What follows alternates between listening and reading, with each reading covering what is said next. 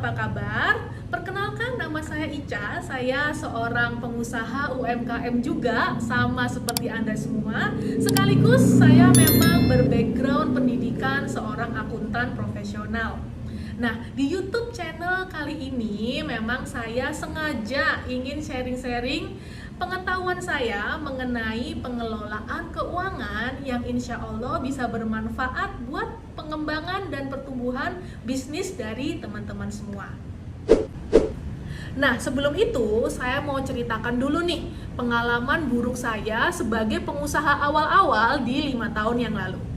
Saya lulus kuliah tahun 2010, teman-teman. Lalu 8 tahun langsung berkarir sebagai akuntan profesional di perusahaan, berbagai macam perusahaan besar. Setelah itu resign 2018 dan memang fokus untuk menjalankan bisnis sendiri. Waktu itu bisnis pertama saya adalah penginapan atau hotel lah ya, kecil-kecilan seperti itu. Nah, problem yang saya alamin dulu ya, mungkin sama seperti teman-teman semua ya.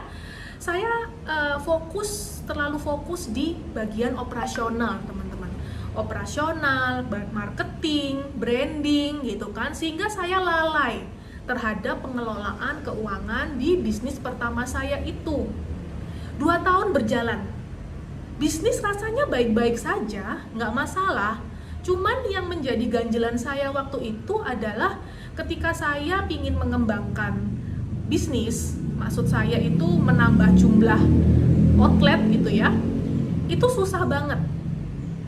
Problemnya adalah ketika saya mau menawarkan proposal gitu ya ke investor, itu belum ada orang yang mau menginvestasikan dananya ke bisnis saya. Begitu pula ketika saya mencari partner, belum ada orang yang mau berpartner dengan saya. Dan lebih parahnya lagi waktu itu tentang cash flow, teman-teman. Waktu itu tingkat hunian di hotel saya itu lumayan 70%, 80%. Tapi kok rasanya cash itu nggak pernah banyak ya. Jadi saldo akhir di bank itu ya nggak bisa lebih lah dari 1 juta rupiah, 2 juta rupiah. Ada uang masuk, langsung keluar untuk bayar supplier, dan begitu terus siklusnya setiap hari, sehingga uang untuk saya lakukan pengembangan itu belum ada. Nah, pertanyaan saya, ketika saya mengalami ini, apakah ini juga terjadi di teman-teman semua? Nah, kalau tidak, ya alhamdulillah. Tapi kalau memang ini terjadi juga di bisnis teman-teman semua, rasanya teman-teman harus subscribe deh di YouTube channel ini, karena saya janji akan upload tiap minggu sekali ilmu-ilmu yang saya sudah terapkan sendiri, sehingga perusahaan saya sekarang sudah banyak berkembang. Saya lihat banyak di luar sana pengusaha-pengusaha lainnya yang juga punya problem sama seperti saya, teman-teman. Pengelolaan keuangannya berantakan sehingga akibatnya pusing sendiri ngaturnya, dan ujung-ujungnya kena masalah pajak dan bisnisnya stagnan, jalan di tempat. Nah, kembali lagi ya ke zaman dulu.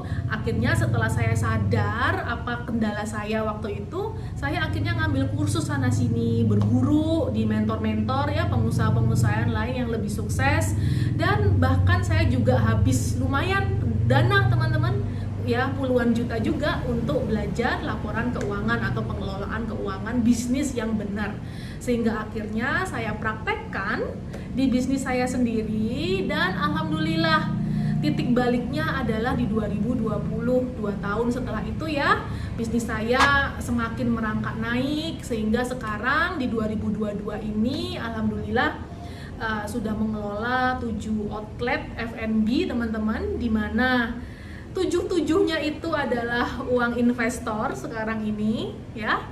Dan saya juga punya bisnis ekspor di mana omset sudah mencapai 500 juta per bulannya, teman-teman, rata-rata. Dan juga ada bisnis consulting di pajak dan akuntansi keuangan. Kelola keuangan bisnis itu tidak hanya berhenti sampai laporan keuangan selesai aja loh. Ada banyak hal-hal yang bisa kita analisa dari angka-angka di laporan keuangan justru setelah laporan keuangan selesai. Salah satu contohnya adalah di daerah biaya ya teman-teman. Kita harus banget untuk mentelengi, kalau orang Jawa bilang, memperhatikan biaya-biaya yang sudah kita realisasikan. Contohnya aja biaya pegawai. Biaya pegawai kalau Anda bisnisnya di retail atau F&B itu maksimal di angka 10% dari omset. Sementara kalau bisnis Anda memproduksi sesuatu, manufacture gitu ya, itu maksimal hanya di angka 15 sampai 20% dari omset.